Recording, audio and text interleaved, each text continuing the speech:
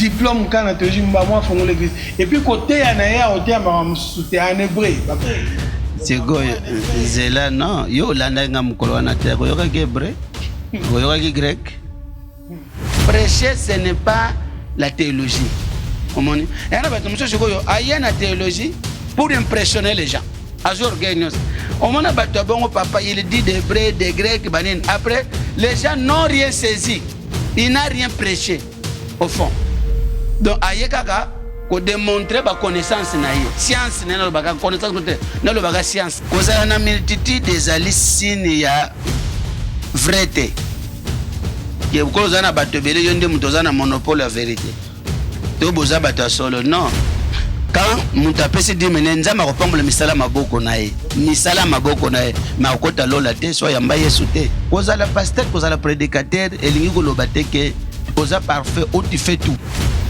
Yaya, ce qui église désordre des amakazi et cause à la passe qui nzamba bandoko lo ban église wana. Nyonso bandoko salama, c'est l'intelligence des hommes. Et ça ba copie coller.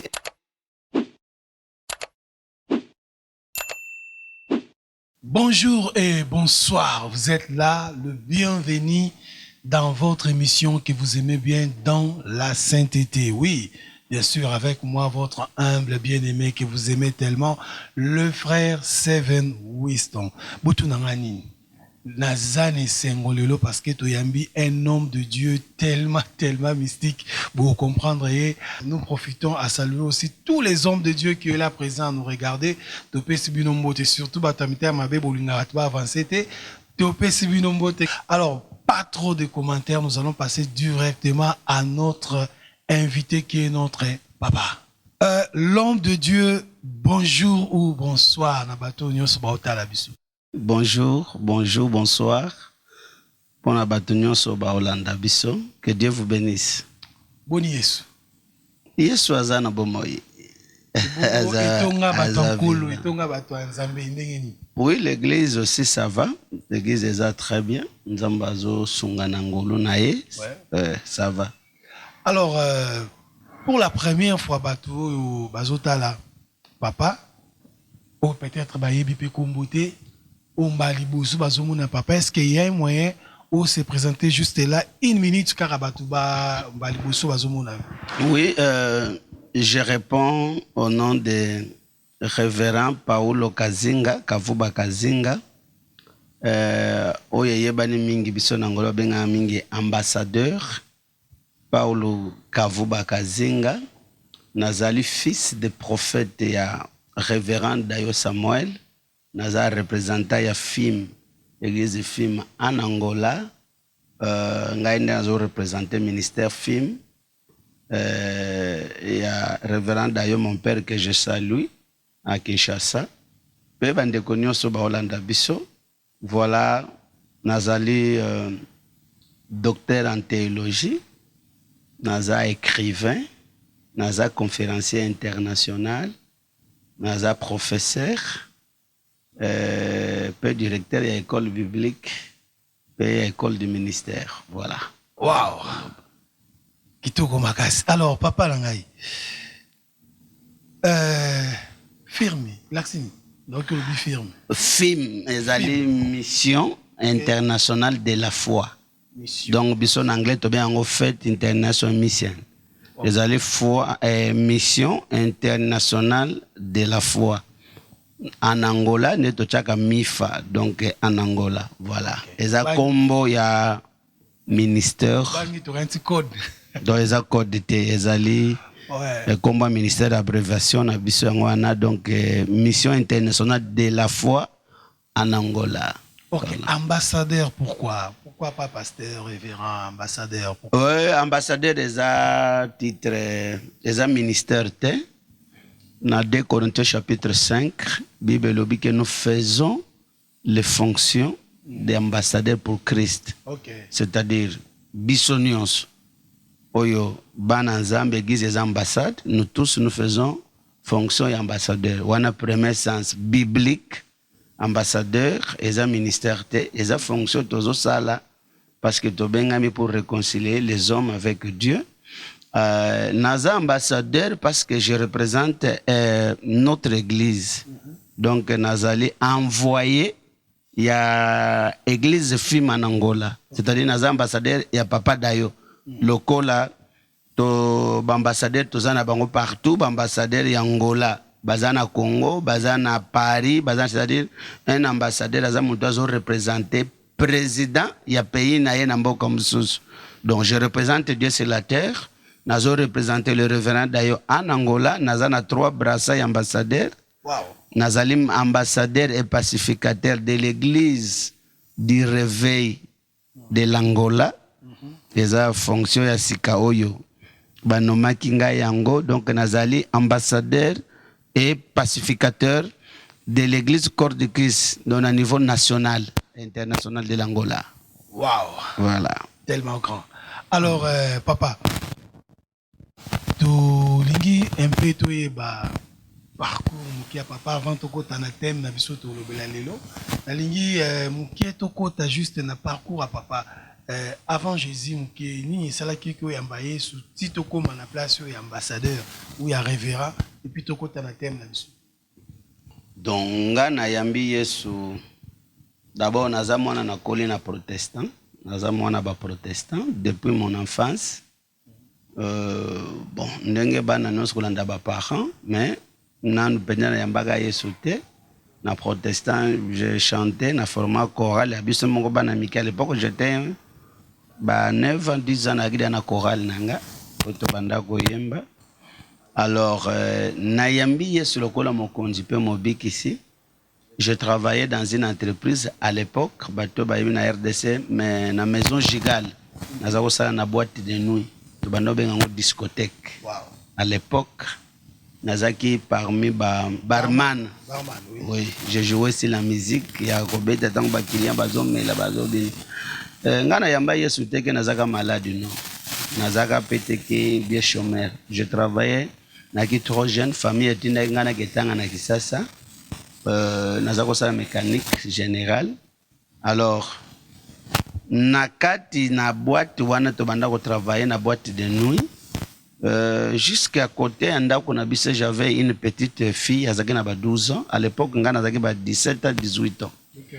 C'est donc na église na lupa ngana azaki to ko futela c'est l'île moko ezaki na tonga ba groupe de prière. Na tonga ba groupe de prière wado sambela wana na sambula libanda sans capot. Alors, une petite fille qui m'a parlé de Jésus, que Yaya, est-ce qu'on a ressemblé la terre? Bon. À l'époque, la petite fille, Oazaki, ko partageait nanga, nga nazaki ko bimana grande sœur nae. Ouais. Au monde. Bah, le terme nga zaki na engagement na grande sœur na zomona yazo benga na groupe de prière. À l'époque, le groupe de prière, les gens na nguya ya kosakana te, donc yaki blague te. Comme bof. Donc après, j'ai accepté de tangu na yeba te nga Christ yambi Jésus depuis date wana nde na yoko so conscience na tiki banzela nyonso. Alors j'ai été condamné après quelques mois que nzamba bandi ko loba. La toute première fois, on a découvert que Nzambe pas le bac. Oui, na place wana. Donc 2 mois après, bah quand ça j'ai na une semaine. Donc croissance en que Dieu commençait à parler. J'étais condamné à démissionner na musala qui m'a mené des problèmes dans la famille na bayaya nangai ba monaki ngolo ko ba ta groupe de prière ba devienga comment na côté comme ça là. Donc conscience nanga na zaki soubienté, j'étais là. J'étais mal à l'aise à l'époque. Mon grand frère Azaki gérant principal. Alors, il n'a pas de considération. Il a cause à grand frère Nanga comme Azaki plus proche à patron. Mais après, je fais la carte à démission pour a démissionné. C'est comme ça que j'ai abandonné Moussala parce que conscience Nanga na kondi manangai bondi minangai foi Nanga Azaki correspondant na place na banda salate. C'est comme ça que parcours nanga na bandi wana nazo beta masolo ya 1992 90-92. Ouais. Si lelo bon je suis parti. Wow. Après quelques mois après na bandi modéré, une année je suis devenu prédicateur. nakaka na kati église place on tozalaki. Après les églises ne ba groupe pe bon bango mais comme ba église, c'est là où nous sommes partis. Et quand est-ce que vous avez pasteur? Donc de nazoba 92 nazui consacration à liboso comme pasteur na 96 na 1996. Ouais, 1996 nde nazui confirmation à ministère bala liboso. Après naye kozala reconsacré pa ya papa nanga le pasteur le révérend Dayo Samuel. En 2004 comme révérend. Ok. Ouais. Voilà. Tu profiter biso pe si mot t'es pas révérend na biso papa Dayo, ça se zali mot na yo. Alors thème na biso tozolo bela, ils a désordre dans l'église. Mais tu tirer sous thème Dieu de l'ordre. Pourquoi Dieu de l'ordre? Lingi papa lo bela biso sous thème o memeli biso lelo. Au tikero penda micro comme ça, le bel nous Dieu de l'ordre. Bon, nous bozo parler sur la mission sur les désordres dans l'église. Oui, oui. Na premier na 1 Corinthiens chapitre 14, je pense qu'il faut que nous écrire pour nous répondre pourquoi Dieu d'ordre. Oui.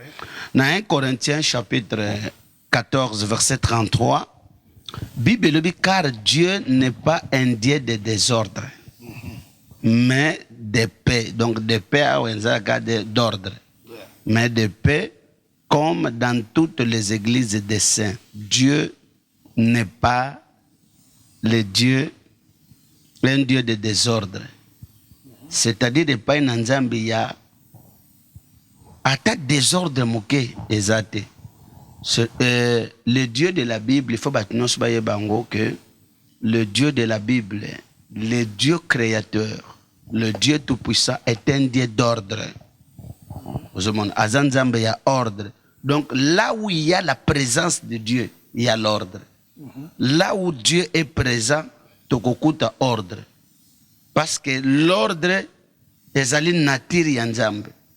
Est essence yanzambe. Nzambe azanzambe ya ordre. Nyonso ya nzambe tokokutango nakata ordre. Pourquoi nzambe azanzambe ya ordre? Parce que c'est un Dieu visionnaire. Au moment où on parle 7, tant qu'on parle sur les désordres dans l'église, là où il y a les désordres, c'est-à-dire il n'y a pas de vision. Dieu comme est un Dieu visionnaire, azanzamboyo.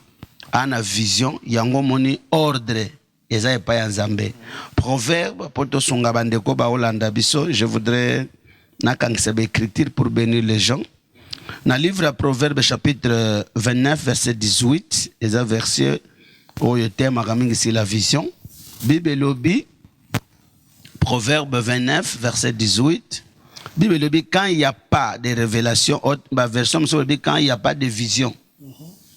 Lorsqu'il n'y a pas de vision, quand il n'y a pas de vision, le peuple est sans frein. Erré s'il observe la loi. Balobi, le peuple est sans foi. Donc, car ils ont un frein, il y a un désordre. Alors, Bible lobi, quand il n'y a pas de révélation, quand il n'y a pas de message prophétique, quand il n'y a pas de message prophétique, quand il n'y a pas de vision, le peuple vit dans le désordre. Le peuple se corrompt. Donc, bazo vivent dans la corruption. Or, corruption est un désordre. Alors, Nzambe tellement Nzambe ya vision, nyonso Nzambe sali ezali na kati ya ordre parce que Nzambe vision. Tu peux expliquer. Tant que tu as l'obligation ordre, tu as l'obligation l'organisation. Donc, organisation, ordre égale organisation. Oui. Voilà. Alors, moko ya ba base, il y a désordre. Na kati l'église, même na société, ezali manque d'organisation. Et là où il n'y a pas l'organisation, là où il y a des désordres, il y a la présence de quoi? De manque de vision. Alors, et c'est très important que les hommes les plus désorganisés qui vivent dans les désordres, ce sont des gens qui n'ont pas de vision. Or, Dieu, na makamono son nzamba salaka, tellement zanzamba vision. À ça là kabilo qu'on a désordre. Tout ce que Dieu fait a osala ngona ordre. Yango nde faut mutu nyonso o bande ko ba Holanda biso ba yeba yango ezali important tokanga eloko liboso. Nakoki ko prouver bibliquement que Dieu c'est un Dieu d'ordre. Il y a liboso tokota lango un aspect il y a création. Okomona ke nzamba ordre na création.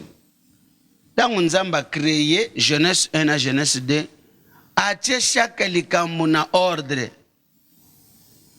Nzambe a créé liboso lumière pour permettre yenyo sa ko créer ezala clair. Omoni na premier jour nzambe a créé lumière, deuxième jour nzambe ayebi ki akosala nanu bambisi te avant mai parce que bambisi bakokufa. A créé mai après asali bambisi, c'est ça l'ordre. Ti asali mokili après asali mutu. Asali nanu pe mobali après osala mwasi. Et l'exi que nzamba sa donne. Nyonso. Okomona ke nzamba va sala mutu asali na jardin. Place à kocha mutu. Alors c'est comme ça que Dieu fonctionne. Alors na ba institution nyonso. Na ba institution nyonso. Ezala na famille, ezala na mariage, ezala na nation. Na ba institution nyonso. Eloko tokokuta. Et c'est que vision ezali bokokuta ordre. Oui. Bokokuta ordre. Alors premier cas na lobby, bokomona ke nzamba salim monde na ordre nyons parce que nous lorsque nzamba ordre soki toke atteindre na monde na kobenga ngoni na même na angiologie place ya ba ange bokomona ke nzambe na kati ya ba ange il y a l'organisation, il y a des groupes des anges.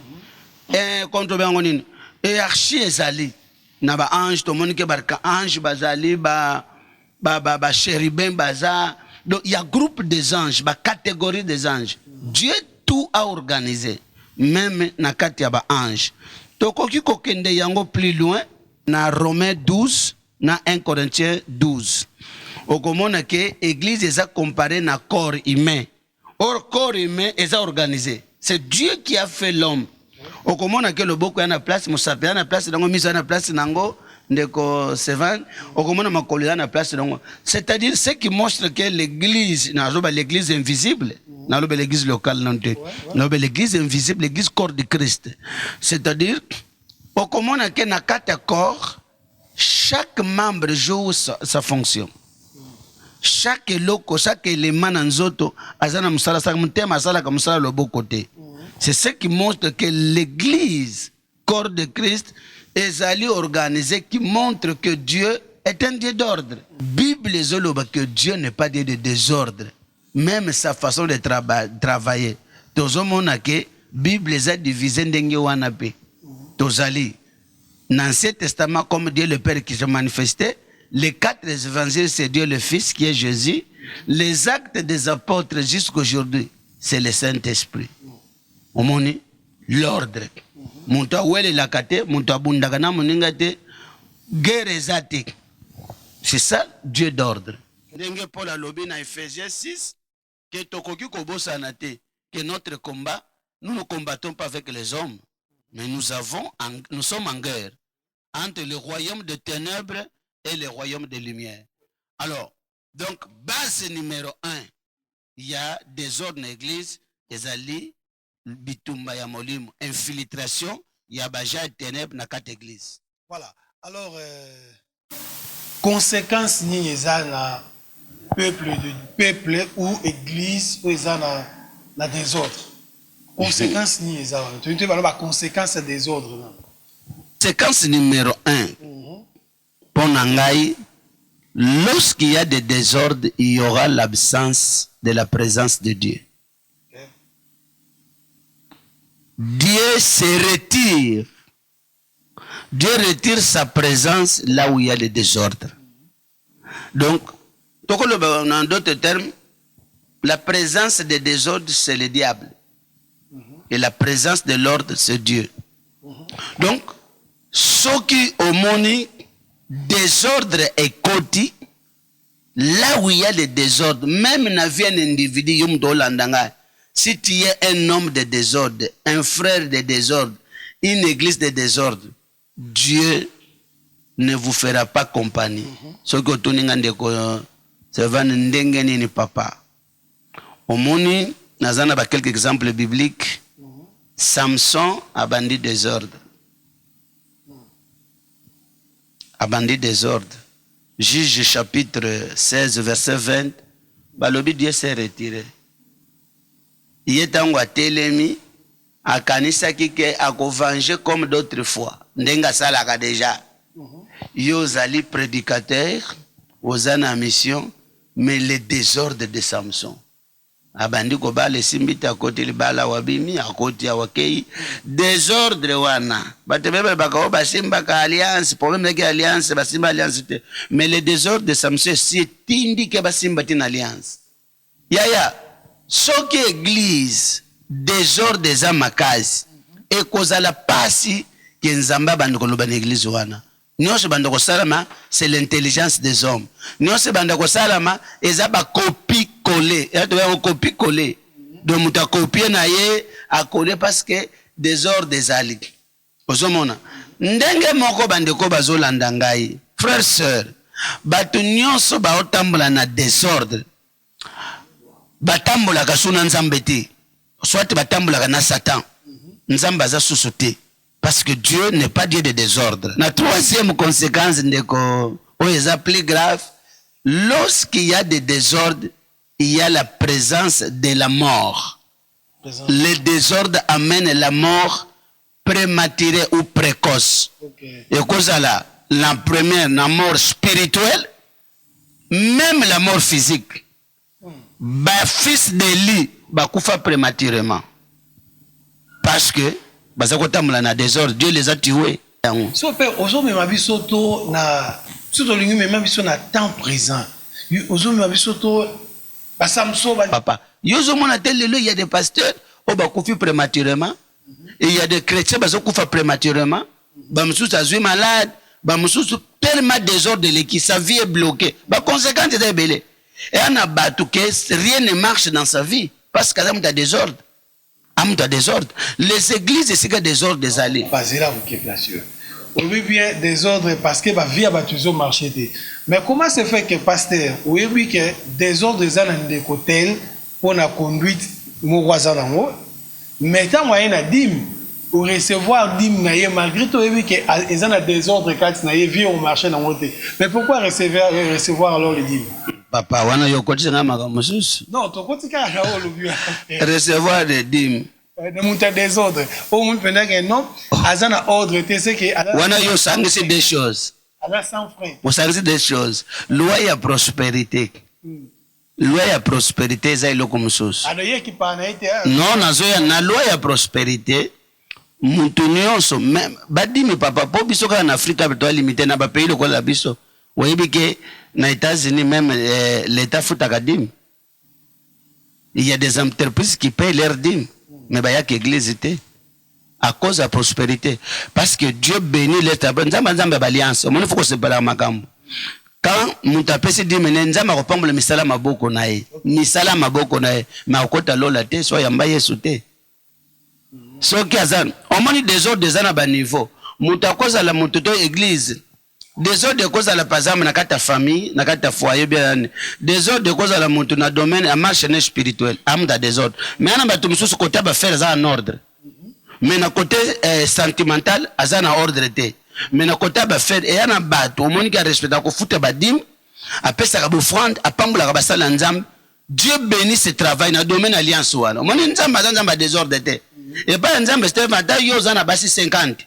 Mais ce qui n'a pas affaire na entreprise na yo oza en ordre na nzambe ordre na ngolo banini o respecta ko futa dim action de grâce o pesa ko offrande o musala nzambe bazotonga yo ye o pesa contribution. Dieu bénit tes travail parce que zali alliance est liée na affaire to sanga makambote o comprendre. Alors bato bele ngo ka bato bakalsa que même il y a des gens qui se trompent que le kolo nga na futa dim nanga atel ba côté mso na na désordre nzamba kotala te c'est ezelo kuta.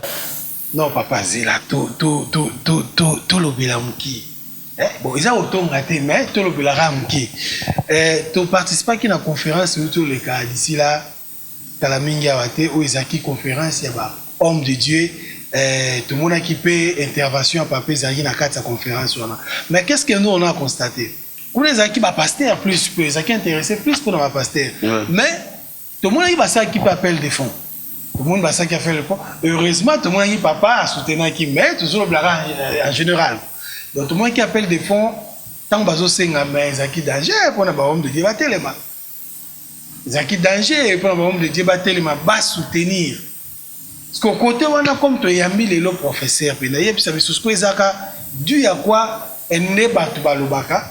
Que les hommes de Dieu va toujours recevoir, mais donner pas la barre où ils n'auront pas recevoir, même soutenir l'autre poisson terrain dans l'église qui est difficile, bah ça dans ma tête, bobimi ça va verser. Vous voyez, on peut ça quand même les fiscs.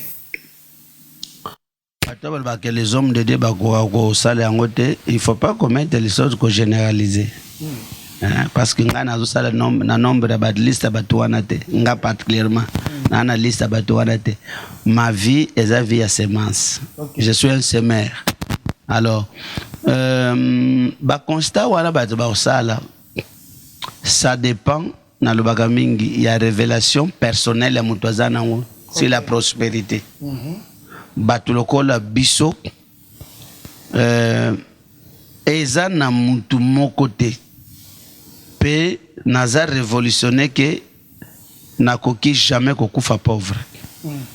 Et pour nakufa pauvreté, il y a des lois il faut respecter. Comment mangamba ordre tolobel. Nzamba lingaki azwa bane belé. Lui-même dépasse lui le modèle d'ordre n'entolobelao. Asani babi il a aimé le monde. Mais pour Yabou Kabana, il a donné l'unique fils Oyazaki Nae. Le nôtre a combien de ban dans le royaume? Mais Dieu a semé le fils unique pour avoir des fils. Comment il fonctionne? Si quoi nous peut interpréter baningana biso ba pasteur papa cause la pasteur cause la prédicateur et lingi ko lobate que oza parfait où tu fais tout. Il y a des prédicateurs makambo ya révélation ya kolona et pénétratique. Quand on a la révélation personnelle, il y a vie personnelle, il y a au monde si papa nanga nzamba pambula te akabiso que il faut faire des écritures et comme révélation personnelle. Et ça la histoire te que Paul mutalobaki. Au monde et papa nazobiso c'est vendre ozola ndangai awa. Vous ne deviendrez jamais riche parce que vous êtes prédicateur. C'est faux et archi faux. Jamais comme un homme béni parce que tu fais des appels de fonds. Et ça archi faux. Vie, il faut que y ait une grande nation, différentes grandes nations. Les grandes nations, ce sont des hommes qui ont bâti leur nation. Tout le monde ont peur de la loi. Vous comprenez? Dieu est grand parce qu'il a exalté sa parole au-dessus de tout son nom. Dieu respecte sa parole. Batunyo sozomona wana bazana kakatanu ya kopesa ya kolona. Tala vient bango papa. Allez regarder. Bako kende nulle part. Baza ba prier même si tu prêches très bien. Prospérité au kozwe l'autre côté. Alors, on est dépendant de la vie personnelle à battre. Non, problème, place ni na olona, ceux qui mutazane convaincu te na place en na zolona. Et là comme ça il y a un autre bagage de révélation. Na loi il y a semence, il y a semer, bon il y a la loi il y a to bengango loi, il y a semaille na moisson. Tout bon semer, il connaît que ma belle nion se za malamuté. Tout bon semel. Il y a un autre sangisakanakat ya kolona, il faut qu'on ait un esprit à discernement. Il y a discernement, il faut qu'on ait un discernement, il faut que yo kanzambe, babilo kwa nous de contaka parce que ba mabele nous se kokanité. Mais là qu'on a une révélation papa. À moi kanzamba c'est pas tam ni to na conférence. Ngana moni ndeko aza jeune na musala oyo, église eza jeune, bazo bunda biso déjà tozana ba place to sombi. Bon, yazo bunda poacha, papa, ngai, naebe loko ba salango au nom de l'Éternel. Je laisse ma semence. Bako sali lango ni bango batu bako yeba men un semer ayebi ko ya sali il a fait ça pour Dieu et Dieu va le bénir. Et si liwana papa. Bon, tout le monde qui place mususu lisusu.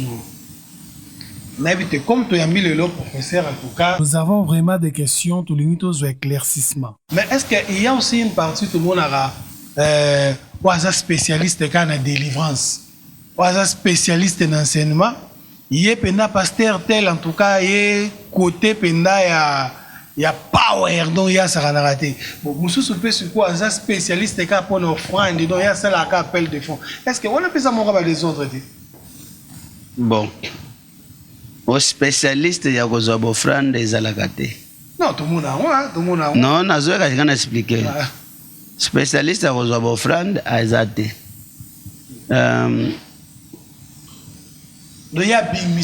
eloko eza non yango ndo lobi ezaka spécialité te ngai nalobaka na batutu nayoka ngai mpe babengaka nga bongo ambassadeur na makambo offrande so asali offrande motu nyonso omonaka papa so atelemi na chere asengi offrande bato bapesi aza semer. Okay. Parce que vous donnez ce que vous avez. Omoni. Mais ya koloba ke ngai naza spécialiste nasalaka bapel de fonds c'est faux eza na Bible te. Alors yango naloba ke ce que non aura semé il est moissonneur. Ce que yo moko kabaka. Opesa mukolo ko yebisa banenga ke bandeko nana kolona boye. Eza automatique parce que c'est ta vie. Batu bako répondre ce que toi tu fais. Okay. Omoni. Donc ce qui spécialité, c'est-à-dire na pratique. C'est lui qui est pratiquant na domaine wana, ce qui a sali yango batu nyonso bako répondre. Omoni biso sala kango na ko senga nini moko batu batelemi bazo sala yango. Ba msusu à l'aise basali yango. Parce que eza vie nanga. Alors, naza spécialiste à kosenga mbongo tezalaka te. Naza ndeno ba naza spécialiste à kolona. Ah. Parce que cette vie répond partout na kendaka. Même quand moi je me tiens devant, même je parle de l'offrande, les gens vont le faire. Parce que je le fais moi-même. Wana na eza spécialiste à mutute. So moni mutu atelemi asengi mbongo bat ba peste alors na kate papa. Alors bateke o ngama domaine na kokakate, il n'est pas semer. Est-ce que ça vous arrive aussi au Vandi, au Tali, église Nzambe, au Tali, en général, hein, toujours dans une en général, oui, ça marche vraiment, ça va. Ça arrive aussi? Oui, ça dépend, il y a ma période. Comment ça? Il y a saison. Que ça marche dans l'année. Parce que tout le monde a de plus en plus le peuple de Dieu va comme un crédit. Mais les autres, chaque jour, les autres ont besoin d'enseigner chaque jour. Alors, surtout la source d'incrédulité, ça peut être décidé à cause. Il y a quelques comportements côté Nabino Baom de Dieu. Non, oui. Mon frère, il faut que tu makambo. Donc, bazon di maïsoute, au moins pendant que pasteur azoteya, a sengelo, ou bien ça l'appelle moboui. Mon tu pendant azotala azo calculer pendant que ah. Donc abaya déjà les mbara. Aza incrédule, akofota ye moko masumu na ye. Au moins to sangisaka makambo te. Lorsque tozolo makambo ya loi ya semai na moisson, ça n'a rien à voir avec le pasteur. Oh, il y a un comportement ya pasteur. Nga na kotika ko salela nzambe te ko appliquer loi ya nzambe te loba nzambe te parce que oh pasteur oh papa danga molimo asali boye alonga na lembi na nzambe. Non papa. C'est faux. Nga ya wasiko lobi yo mo exemple au semaka ya motango zote ya pona ko sala appel mon batu faut pas ya parce que yo mo exemple. Alors comment dit-on là use exemple aux exemples au biso total.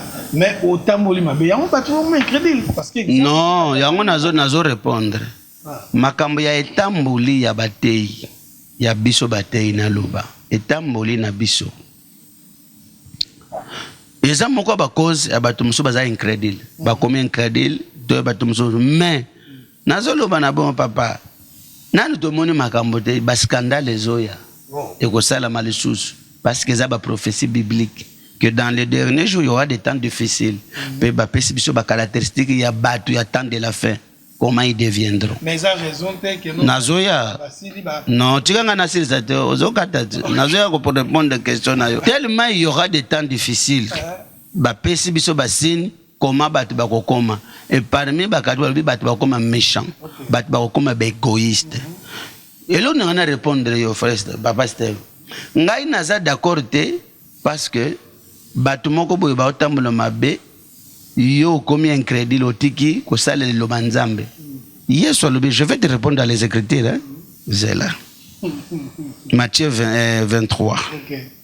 Matthieu chapitre 23 bandeko pour la bonne compréhension la question on a répondu bibliquement.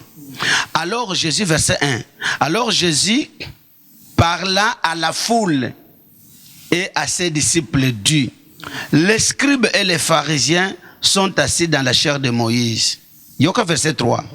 Faites donc et observez tout ce qu'ils vous disent, mais n'agissez pas selon leurs œuvres, car ils disent et ne font pas.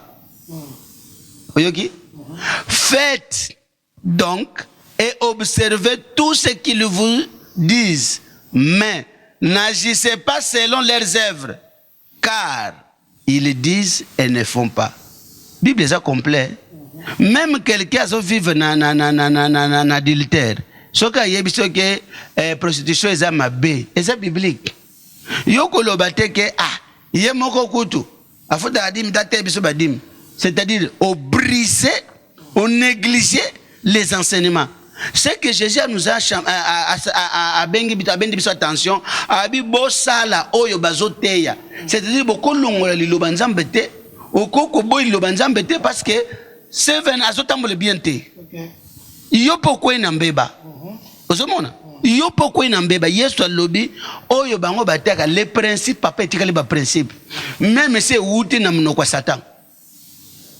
Si ce sont des principes bibliques, ya nzambe yo salela yango indépendamment des personnes qui vous a parlé. Mais tozomona malgré l'enseignement, malgré le principe de papa lobi voilà pour ça là que somo ya nzambe qui ali felu ezali ya nzambe ezali. Donc c'est comme si comme na la légèreté à cause ya ba comportement non papa zo côté la côté la mingi. Non ngana zo côté la te. Nous condamnons ce qui se passe. Nazo mais papa makambo eza biblique. Nazo le Bible l'église est infiltrée. Il y a des gens besoin de cancer que baza basala nzambe mais si ko so baza na bango ba faux. Bango ndi ba memba scandale. Na kati église yo siko za vrai yeso lobaki tellement makambo comme même les élus bana risque bakuya, même les élus peuvent être séduits. OK ozomona ngana za moko ya makambo ngana yekulu na za spécialité na salle spécialité eschatologie ozomona donc je sais de quoi dans conjuguer. Alors je n'encourage pas que bamabe oyo biso basala nzambe tozo sala que eza ko encourager. Non. Aucun verset dans la Bible le Bible que basala nzambe nyonso ba o basala nzambe baza parfait. Nous courons tozo luka la perfection. C'est-à-dire moi na nzambe nyonso, il faut yeba na nzambe na yo moko. Il faut yeba nzambe na ozoyela, il faut yeba pourquoi yela na église. Il faut yeba pourquoi yambela Yesu Masiya. Omoninga na lobaka na baninga na ngame ba orateur même ma femme na ndako. Na yebisa ka mama ke omoninga na yambela Yesu pona kende lola na yamba Yesu pona libala te. Moni même mes collaborateurs so moni mwana moko mte mto passe na ses frères soko poni nzela na yo oponi nzela parce qu'il y a un ciel à gagner. Ngana yambela ka Yesu na baka teke na kozala motei bateka ngake lifelo ezali lola ezali. Même si na lo yenge na ba grandeur na ba folie à grandeur na ba folie à grandeur na biso, il ne faut jamais oublier Seven que il y a un ciel à gagner. Oui. Il y a un enfer à éviter. Conscience wana. D'ailleurs, moi, il faut que la matière est un groupe de prière. Ok. Tu vois ça, qui grandeur, il y a des titres, il y a des ambassadeurs, des bishops, des papes. Il y a des gens qui ont perdu leur conscience. Il y a makambo na zoloba. Il faut que zonge la matière ya éternité. Il faut que zonge la batuba yebake, il y a un ciel à gagner. Na vie na biso tambola boy biloko nyonso papa yango monike yango ya des fois bato l'état bazo condamner biso ke message ya prospérité bon église donner baka message ya matérialisme a détruit beaucoup de gens. Mais il y a des gens qui il y a des hommes de Dieu ce qu'ils font papa eza soni escroquerie eza église eza soni yo mona mukolana lobaki yango te botika ko utiliser bato totika ko manipuler bato totika ko sala biloko po to sala ka ba conférence po bike to ko senga mbongo mona muto mso pe boule asa la conférence même nzamba lobi na été ozomona siko biloko mso ezateke bato ba inga ko pesa te bato mso nzamba kangi mutema na bango po confondre le prédicateur. Okay. Muto asali loko wana parce que asali ngo no objectif azula ngombongo. Dieu n'est pas là. Dieu n'est pas là. Voilà, toujours petit à petit déjà la sous émission on a vu ça Alors, papa, oui, je suis sûr que la théologie, vous a docteur, non? Ouais. Bon. Au moins, peut que théologie, il peut être souvent pas des autres, parce que au moins, ce cas où tu as eu diplôme quand la théologie, je vais l'église. Diplôme quand la théologie, je vais l'église. Et puis, côté, il y a en hébreu, en hébreu, parce que nous, les autres, en enseignement, il y a théologie. Dans ce cas, ils ont une source supérieure. Ils ont moins coupé. Théologie, même des ordres. Théologie, il y a un ordre. C'est quoi Zela non yo landa nga mukolo wana te ko yoka hébreu ko yoka grec Bible tozotanga papa ba langue originale ezali hébreu na ba grec place ba komela nani tango basali ba traduction et sali que il y a des mots mususu nenge ba traduire dans tolobaka ngoni muto a traduire Bible a sali choix. Par exemple, dans le grec ou bien dans l'hébreu, mon mot a 9 significations. Mais mon tour, il y a comment ces 9 significations, à sali le choix mon corps. Il y a un qui est en portugais, ton en français. Moni? Au coup, tu as kata sali le bibo, na grec. C'est comme mon tour, il y a poni parce que tu as commis la Bible, tu as docteur en théologie. Tu as poni liyo, tu as tché liyo. Mais, et là, quand on a la théologie, parce que on a docteur en praticabilité. On a pratique. Je n'aime pas briller les gens. Et on a bande comme sous, attengi à sa théologie, orgueil à science. Et ça, le docteur Moussous. Maintenant, à ce côté, prêcher, ce n'est pas la théologie. Et on a la théologie pour impressionner les gens. Papa, il dit des Hébreux, des Grecs, après, les gens n'ont rien saisi. Il n'a rien prêché, au fond. Donc, ayekaka, ko démontrer ba connaissance naie. Science n'a pas connaissance, n'a pas science naie. Papa, prêcher est sa responsabilité. On ne prêche pas seulement pour prêcher. Il y a des gens qui prêchent, bah, éviter c'est quoi la prédication. Il y a des gens qui prêchent, bah, éviter la prédication. Un prédicateur, c'est qui? Éthique chrétienne ezala, éthique du ministère ezali. Et là, il y a mon dimi, il faut ezala. En plus, ezabitumba. Tozomona lelo, ba mode, mode lelo, ba nebele, bolo banabango, mais il faut le contraire. C'est comme problème, ça va. Begizo pe ba serre batu. Ogomona batuana, bagoma ko yina ba pasteur. Alors, tozaka tokobunda, yo mwana nzambe, yo papa pasteur, oye bakake. Bilamba nyonso te babimila kango en public.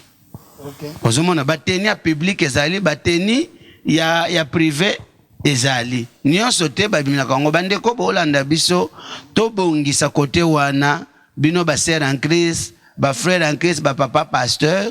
Ndenge mona batumsu pasteur ayo côté ya na rai bande donc ya noir à gaya. Ozomona babilo kwa nyonso te ezaka partout ya to bunda tobongisa éthique ezala tolata ndenge bonzambe okopambola bato. Papa pona to kota na mamuna biso na moni ya ba livre donc izolobila avant to kota na mo nangaki to yo basala Saint-Esprit comme ba référence ba maître na bango. Donc tout peu exemple ça ya bombate mo le roi par exemple neti kimbangiste ba que Saint-Esprit eza Simon Kimbangu. Je suis par exemple côté à Tata Onda, on dit qu'il est Dieu. Je suis à côté de nous. Alors, que dit-on dans Maramouana surtout? Et puis, au moins, la peine que non, baza peine na bateau. Baza peine na bateau. Yo karapé bandima. Alors, nous surtout, ils ont des autres. Et bandela nini. Tu es à nini vraiment côté wana. Saint-Esprit, voilà. Les gens à court mongo bisoto yokolo c'est ba secte. Na bérésie, ba origine ya bérésie. Bon, na ningi ko répondre na nini wana te, pona tanga ba kombo ya l'église wana te na ba religion wana. Et loko bati fo ba yeba ke base ya ba secte nyonso wana, to ya ba religion nyonso bomoni oyo, ezali ba hérésie. Interprétation mabe ya ba écriture. Vous comprenez? Hein, Seven? Interprétation mabe ya ba écriture, monte dévier bandeko wana. yango moni ke théologie on tobi mon importance à théologie théologie ko songo ba comment interpréter les écritures et ana batu batangaki bo bible za zamba à côté na zamba akemona a interpréter verset mabe a komisi yango doctrine o balongola ki sapato binono sipoko ko balongoli sapato elingi ko loba nini ozomona. Alors c'est la même chose mutu une verset moko na bible amibambi yango ekomi ye ndenge bandeko Branham bazwa verset ya prophétie ya Jean-Baptiste bakotisa yango babambi yango mutu ozomona. Alors e ba hérésie wana ba mauvaise interprétation mutu memi biloko wana oyo eloko wana eza scandale te po bible elobi yango na dernier jour il y aura des faux prophètes ozomona, il y aura des faux. Alors ba faux ba biloko wana eza biblique papa biso koka mo yango te et pesi biso pe nzela ko combattre bango te. En plus Sevan kanga lelo ke kozala na multitude des alicines ya vrai te ke kozala na bato bele yonde mutoza na monopole ya vérité to boza bato solo non umone to so mona pe ba misisa mokili ba watara ba wera bazotonza ba stade ba fali sikoyo atonte stade nda za vrai. Voilà, papa, tout le monde livre la l'histoire. Titre dans moi en portugais, tout le monde la guerre contre l'ingratitude. Nous autres, la guerre contre l'ingratitude. Oui. Na chapitre 10 chapitre 10, nous papa le sur l'ingratitude, ingratitude en portugais entre les parents, nous le ba sobre, donc babokilo. Par là, au monde va vraiment niveau. Non, ingratitude, ils livre on a commis récemment, premier livre nanga. De thème nango, na français peso ya bandeko ba Hollanda biso. Ils allaient la guerre contre l'ingratitude dans les derniers temps, dans les derniers jours. Alors na kati ya thème au chapitre moko on a commis les domaines où nous trouvons l'ingratitude. Alors on a ba domaine on a bandi ko détailler domaine à famille ndenge utoko ya wana na commune ingratitude na kata famille na kata famille na lobeli ingratitude ya bana et pas ya ba parents na lobeli ingratitude ya ba parents et pas ya bana na bango na talisi ingratitude ya ba mibali et pas ya basi ingratitude ya basi et pas mibali pe ingratitude ya babokilo basemeki yo yebika ya de babokilo baza bengra baza na nyonso bosala uso sunga bango onora mwana bango mais babokila muso babaloka ke bakofinga yo ondilo na vie bayeba yo te osala eloko te bamusu baya kosala yo guerre bamusu mama na yo bafana famille balingaka bango te. C'est dans ce sens parce que ingratitude des hommes comme makambezo soit bato mingi ba blessure ingratitude. Alors il y a des hommes qui sont choqués kotala ka famille à moi si asunga bango trop après ça le meilleur de lui après famille wana bandi makayete to ba sala ye biloko moko boy bazong sala mabe donc na sens wana na komeli ingratitude wana.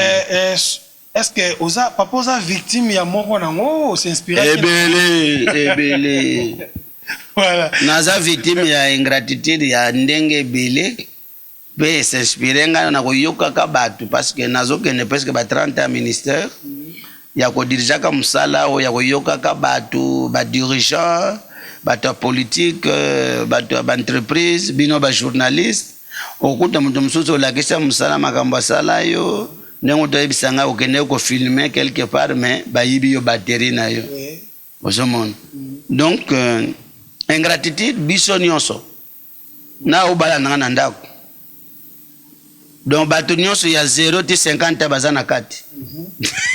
Alors père si ko livre oyoyo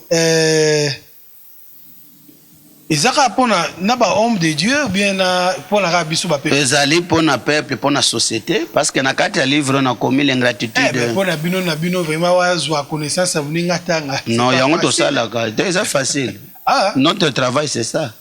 Oui nous inspirons des autres lokola na tongo ao mikolo nazotanga livre que je bénis l'homme de Dieu pasteur Simplice auto comme sur les hommes et les femmes de la vision. Nazotanga livre la vision na mikolo nyonso chaque matin son assisi prière na vandi na livre la vision ya pasteur Simplice omoni nazotanga yango. Alors totanga naka ba livre papa kozala pasteur ndenge nini ozana matériel didactique te. S'il vous plaît, qu'est-ce qui vous a inspiré alors pour na ça la livre parce que bisoto yebi ba bloro de betango ba kara. Alors qu'est-ce qui vous a inspiré vraiment donc vandika ou non nakoma zaki recommandation ya Nzambe ou bien zaki ka que non ma yele qui tellement le bon natika ba archive. C'est ça différence na ebisi na utawa ebisi que vision les ageloko Nzambe bita Nzambe pona vie na yo. Ngana komi nazo koma la livre liboso mais nazana ba titre belé c'est déjà dans ba vingtaine to trentaine ya ba titre. On a parlé il y a plus de 15 ans. Tant Nzamba sola nanga ki fona koma na koma pona makambo ya zo ko enseigner ngai na disposer ngo pona corps de Christ pona monde. Kotina parce que livre important c'est livre nini. Place yo kokoma te kokota te livre kokota. Batu bakotanga après bazana nini. Dieu m'avait parlé qu'il y a plus de 15 ans que il fallait na koma mais je savais pas comment le faire mais nazaja muntu moko ya passionné na kokoma. Ma vie c'est écrire. Na kovana ta butu nga na vanda ka mikomso na vanda ka de 7h à 20h na okoma. Tant to comme na confinement tellement to zaki begiza ko fonctionner c'est là où Dieu m'a inspiré que et comme na temps na meka ko lancer ba livre. Voilà. Alors livre papa ozope ça nini oko promettre na batu bakoki ko sombango et puis kotanga avec patience vraiment nini ozo promettre bako béni. Bon, na livre oyo merci pour la question. Livre oyo eza ba solution ebele. Il y a les bosso ezo diagnostiquer les ingrats na ba domaine nyonso. Les ingrats tozo diagnostiquer bango na nzela livre oyo. Na livre oyo surtout je conseillerais na ba leader na ba chef d'entreprise, ba chef ba parti politique. Achetez ces livres, donnez à vos collaborateurs. Livre ezo combattre ingratitude. Bato bako découvrir ba conséquences ingratitude. Pe ndenge nini bato bazabe ingrat na vie, pe ba danger ba conséquences ingratitude ezo mema na ba vie bato na société, nyonso wana ba pota ya ingratitude. Mais na kati ya livre oyo pe ndeko zo landanga ekosonga yo o éviter ya kokoma ingrat. Okota na liste bengra. Na livre oyo pe bato bazaba victime ingratitude. Livre yeli yo solution kisi. Surtout dans le dernier chapitre, comment faire face aux blessures de l'ingratitude. Dans la carte livre, on a une solution. Il y a bateau baza blessé, na bateau bazaka bengra, bateau basala yo mabe, il y a bateau sunga na vie babalukela yo. Et à bateau yo moko posa malade parce que ingratitude est comme ça mutema mabe. Ingratitude sala ke oyambaka su bateau te. Eza pe malade parce que nga nako changer o nga nazate bolamu nakotika te ata batu basalinga mabebele mais nakotika kozanga kosalaka bolamu te parce que bolamu eza biblique eza Nzambe. Alors yo mutozo landanga na kati ya livre oyo oko découvrir comment faire face na ba blessure ingratitude, comment traiter l'ingratitude. Le livre oyo eza solution na yango parce que yaya okotika la kaka na ba blessure okoma boto ya kokufa pamba. Donc livre oyo eza pe kisi pona bato baza ba victime ya ingratitude ya bato. C'est ça que richesse à livre. C'est un livre béni, eza na 124 pages. Mutu nyonso akozwa yango. Je recommande à tout le monde ya ko non seulement ko somba to kotanga, soko ozi occasion ko te prêcher ce livre. Prêcher ça. Dwango même atana share loko la Bible po ba verset zali. Fongola yango banda kote yango olobaki éditeur nango alobaki tote ya yango. Mais ça moko manière pour combattre l'ingratitude, il faut prêcher, mener l'enseignement. Il y a déjà bazab ingrat sans que yemoko yebaki azaka ingrat. Voilà ben. OK, livre na biso to moni papa eza vraiment kitoko makasi. Nde papa lobi mais souvent tout mona ndeko pena koti na réseaux sociaux. Azana patience à kotanga pena nyonso mona na taba komeli ba mutamulai. La patience à kotanga mais c'est vraiment un livre ngolo et comme moi. Alors, n'a pas recommandé vraiment tout to somba livre oyo to tangango to luka pena to zwango parce que ça va vraiment nous aider na place tout l'extraire.